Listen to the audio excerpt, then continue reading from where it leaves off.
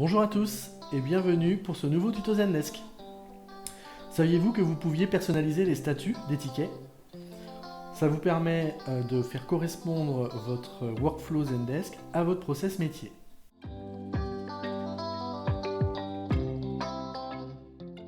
Pour cela, on va aller dans la console d'administration et dans le menu Objets et règles, sous menu Tickets, il y a le menu Statut des tickets. S'affichent par défaut les statuts natifs qui sont donc présents dans Zendesk. Pour créer un statut personnalisé, cliquez sur le bouton et il y a quelques champs à renseigner. Le premier, très important, la catégorie du statut. Vous avez plusieurs catégories.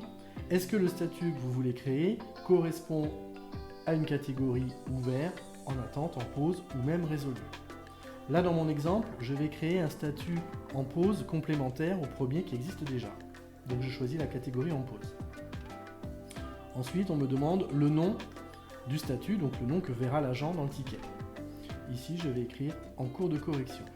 Ce statut va me servir à quoi? Va me servir à distinguer dans les tickets en pause ceux pour lesquels j'attends une réponse d'une tierce personne des tickets que j'ai envoyés à mon service dev pour des corrections suite à des bugs par exemple.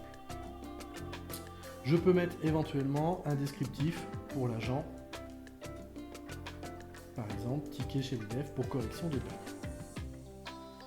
Par défaut, le statut que je suis en train de créer est actif, donc il va apparaître dans la liste des statuts existants.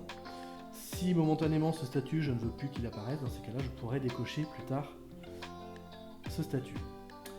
Enfin, juste avant, vous avez une petite coche. Si vos clients ont pour habitude de se connecter au centre d'aide, donc à Guide, pour aller consulter les articles et surtout vous faire des demandes via formulaire, vous avez la possibilité de personnaliser le nom du statut si vous souhaitez qu'il apparaisse, évidemment pour vos clients.